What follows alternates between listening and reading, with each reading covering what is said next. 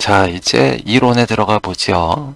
사출성형 공정을 이해하기 위해서 필요한 이론은 열유체, 고체의 삼력학, 그 다음에 열전달, 유변학, 뭐 이런 것들이 필요한데, 유변학은 그 플라스틱 재료에 대한 거죠. 그 정도 알고, 근데 이런 것들이 필요한데, 실제로 이제 현업에서 기술 업무에서 이런 이론을 직접 응용하는 거는 사실상 굉장히 어렵죠. 어려워지는 이유는 현업에서 다루는 문제는 전부 3차원 공간상의 어떤 형상을 갖고 있게 되죠. 그래서 연속체 역학 문제에서는 항상 3차원 공간에서 형상을 갖고 있을 경우에 이 정답을 수학적으로 접근할 수 있는 경우가 굉장히 드물죠. 굉장히 드물어서 현실 문제에 대해서는 사실상 이런 이론을 배웠어도 이 답을 구해보는 게 굉장히 어렵죠. 그래서 이제 기술 업무에서 이런 이론을 응용하는 게 이제 굉장히 어렵다고 이렇게 얘기를 한 건데, 계속 가보죠. 그래서 이제 이러한 경우에 이제 가능한 방법이라고는 수학적 해법이 가능하도록 이상화해서 답을 구하고, 또 이상화에 따른 오차를 이제 안전율로 보상하는 거죠. 안전율을 5를 주건 얼마를 주건 이렇게 안전율로 보상하는 방법이 있고, 그 다음에는 이제 이렇게 계산도 못 해볼 때 그럼 이론을 바탕으로 이제 정성적인 설명만 하는 거죠. 그래서 이 현상이 어떤 원인에 의해서 일어났을 것이다 하고 이제 예측을 해서 실제로 그 제품을 바꿔서 다시 시행착오로 적용하던 방법, 그걸 이제 반복하는 거죠. 앞에서 설명했듯이 시행착오를 이제 반복적으로 시행착오를 해서 이제 목표를 달성하는 그런 방법이라는 얘기죠. 그래서 이제 이렇게 시행착오를 반복하는 것보다는 이제 간단한 경우에 대해서 수학적 해법을 구하는 거, 이게 이제 이것도 굉장히 효율적인 방법이라고 할 수 있겠죠. 밑에 시행착오식으로 하는 것보다는 효율적인데, 근데 이것도 사실은 쉽지가 않죠.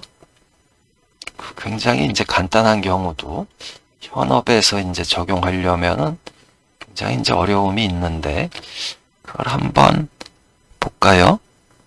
예를 들어서 지금 이거는 과거에 이제 잠깐 가르쳤던 선수가 있는데, 그 선수가 이제 일본에서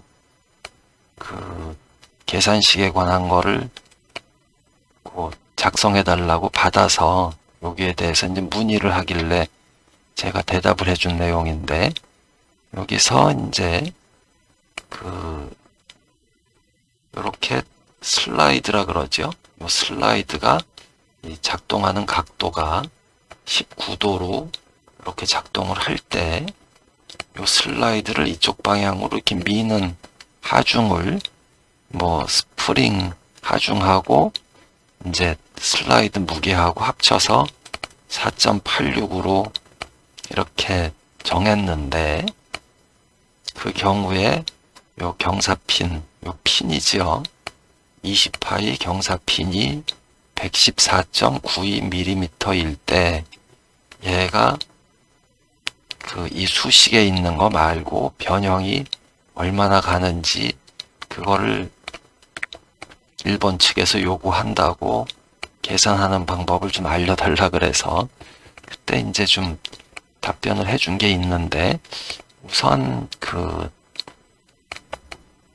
여기 일본에서 요구한 수식대로 수식대로 이제 최대 휩량을 계산했을 때 여기 이렇게 그 맥시멈 그 디플렉션이 요 수식에 의해서 나오는데, 이렇게 계산하면 0.013mm가 나오는데, 여기서 이제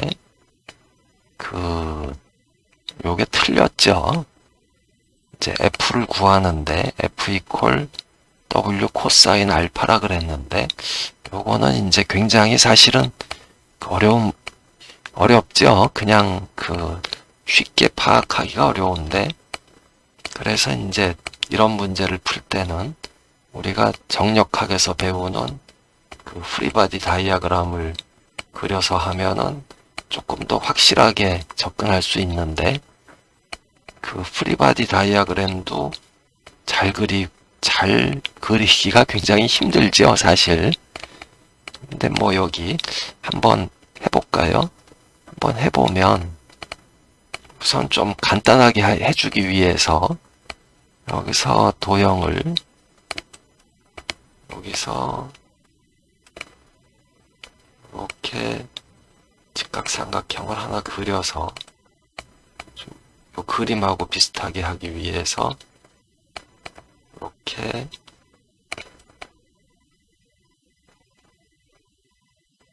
이제 돌려놓으면, 지금 요런 물체에 이제 하중이 여기서부터 이렇게 슬라이드에 작용하는 하중이, 이게 W가 4.86kg란 얘기죠. 이게 4.86kg인데, 이제 경사핀의 휨을 계산하려다 보니까 경사핀에 이렇게 수직으로 작용하는 하중을 구하고 싶었던 거죠. 그럼 결국에는 슬라이드에서는 여기서부터 이렇게 하중이 작용할 텐데, 그러면 이 경우에 이제 그 반작용의 법칙에 의해서 힘들이 전부 평형을 이루어야 되는데, 그 평형을 이루어야 되려면 요 바닥면에 반력이 생겨야 되겠죠. 그래서 이제 바닥면에서 이렇게 반력이 올라와야 되는데, 이 경우는 이제 그 마찰력은 전혀 무시한 거죠. 마찰력까지 이제 무시하면서 굉장히 단순한 계산을 했는데, 요때 이제 요 F를 구하는 W 코사인 알파 얘가 잘못된 거죠. 이건 이제 쉽게 잘못 생각할 수도 있죠, 이런 문제는. 이렇게 프리바디 다이아그램을 그려서 지금 이렇게 수직 반력이 방향이 이 방향이다, 얘까지 표시를 해 놓으면 당연히 이제 여기서 얘가 밑으로 이렇게 오고, 반력이 여기서 이제 이런 식으로 이렇게 올라가서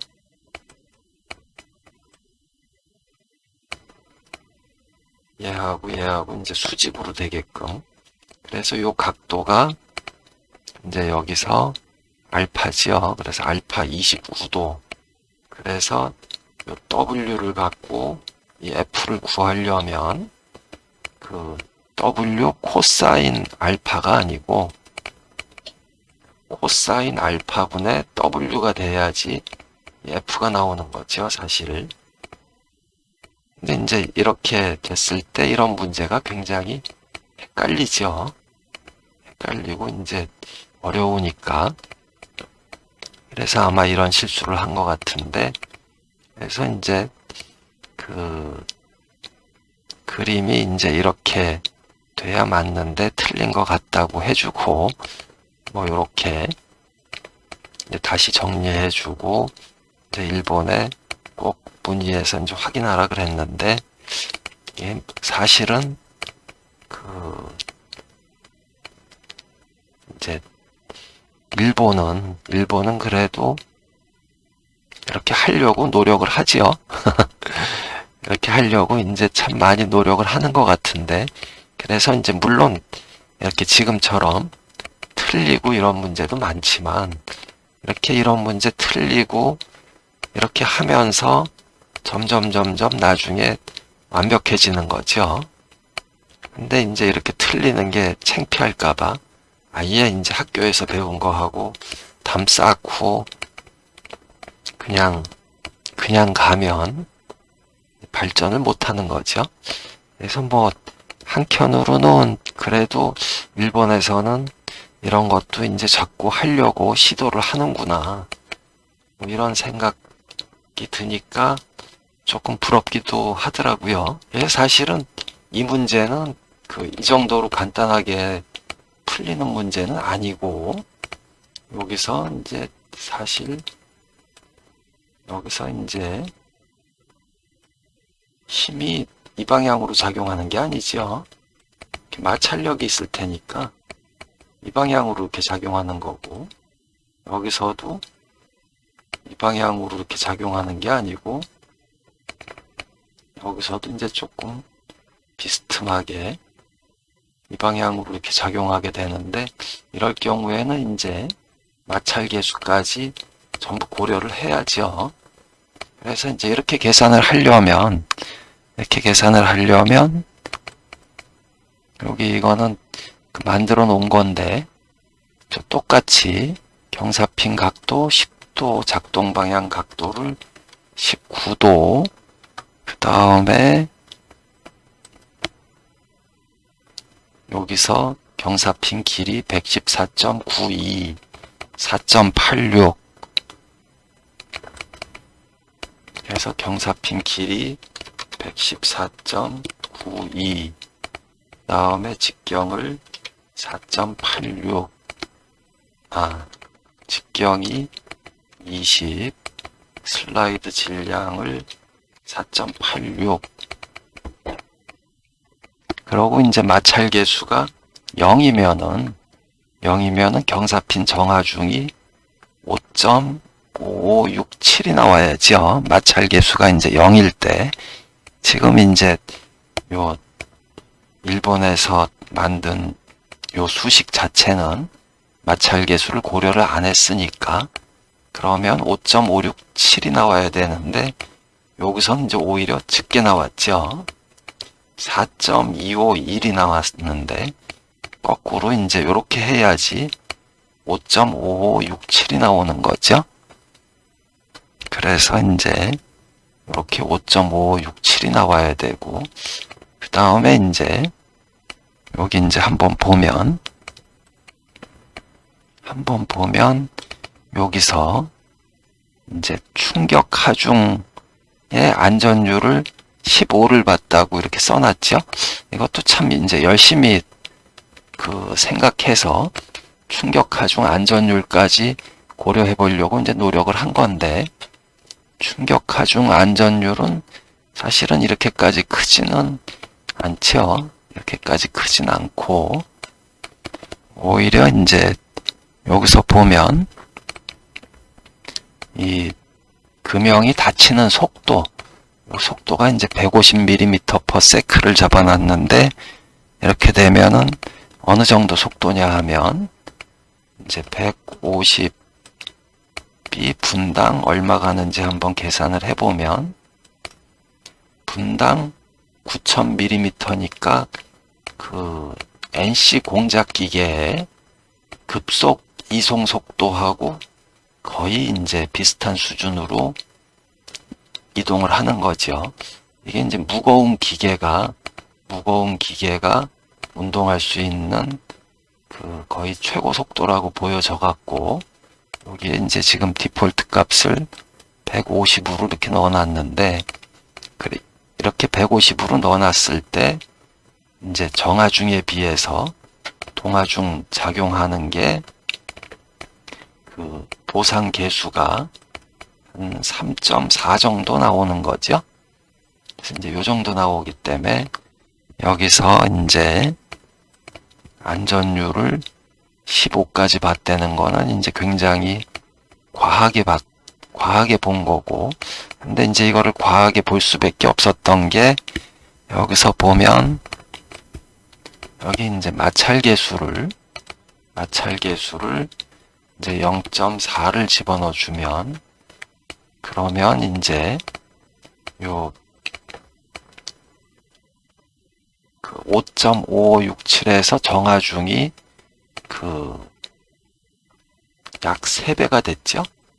약 3배가 됐고, 그 다음에 여기서 또 충돌 보상계수가 2.32배가 됐으니까, 그럼 여기서 3배, 3배.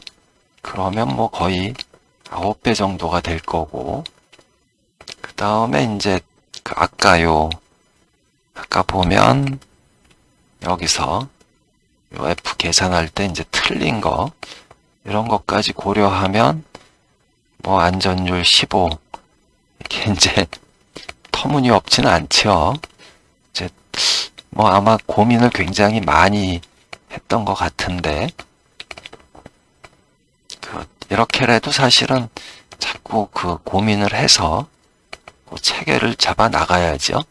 이제 이런 활동을 이제 전혀 안 하면 이제 나중에 결국은 전번에도 언급했듯이 이제 여기서 노동집약적 산업에서 벗어날 수가 없는 거죠. 그래서 기술집약적 산업으로 갈 방법이 없으니까. 그래서 이제 기술집약적 산업으로 가기 위해서 그래도 이제 일본은 이렇게 노력은 하는 것 같아요. 뭐 이런 게 이제 틀렸다 그래서 뭐 비난받을 문제가 아니고, 이런 노력을 계속 해야지 결국은 이제 제대로 된 길로 갈 수 있는 그런 게 쌓이겠죠. 뭐 요 정도 이제 얘기를 하고, 그러고 이제 계속 가보죠.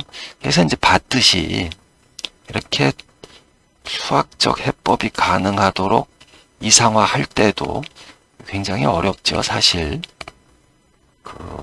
헷갈리기도 많이 헷갈리고 어렵고, 그렇기 때문에 이제 많이들 틀리고 또 다시 고치고, 그런 과정을 사실은 반복하면서, 그래서 이제 이런 이론을 충분히 내 걸로 소화를 해서 실무에 적용할 수 있는 건데, 우리는 하여튼 그 길로 가보도록 하지요. 그 길로 갈지 안 갈지는 뭐 각자 마음이겠지만, 아무튼 그렇게 이제 수학적 해법이 가능하도록 이상화하는 거, 이것도 굉장히 어려운 일이다. 그래서 뭐 사실은 이 교재에 이런 과정을 좀 많이 넣어놓긴 했는데, 나중에 보면서 다시 한번 설명을 하도록 하죠. 그래서 이상화해서 답을 구하는 거에 대해서 얘기를 했고, 요 위에 다시 이제 이건 더 어려운 문제죠. 이제 공간상에서 형상이 있어서 연속체 역학을 적용해야 될 때, 이렇게 열유체, 고체, 열전달, 유변학 이런 문제에 대해서 연속체 역학 문제로 취급해야 되면 답을 구할 수 있는 방법이 컴퓨터 시뮬레이션을 하는 수밖에 없죠. 유한요소법이라든지 뭐 시간 적분할 때 유한 차분법을 쓴다든지, 또는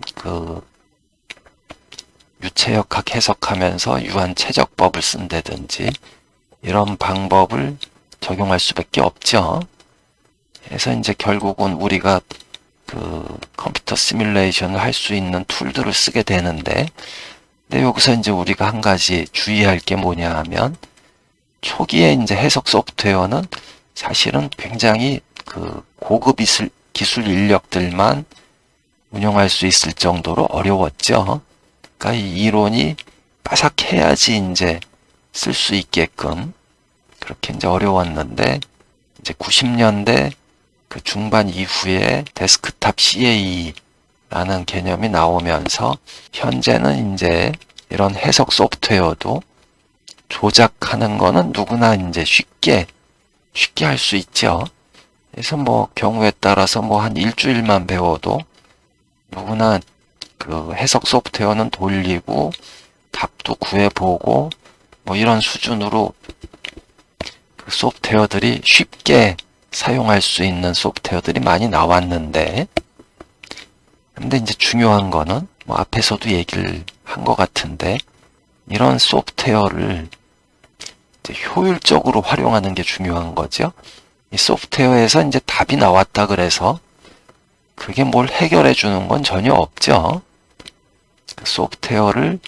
소프트웨어에서 나온 답을 가지고 얘를 내가 현업에 어떻게 적용할 거냐, 그걸 이제 판단해야 되는데, 그래서 이제 이런 그 해석 소프트웨어의 결과물을 이제 기초 설계에서 이제 기초 설계란 얘기는 본 설계가 들어가기 전에 이 스펙들을 정해주는 거죠.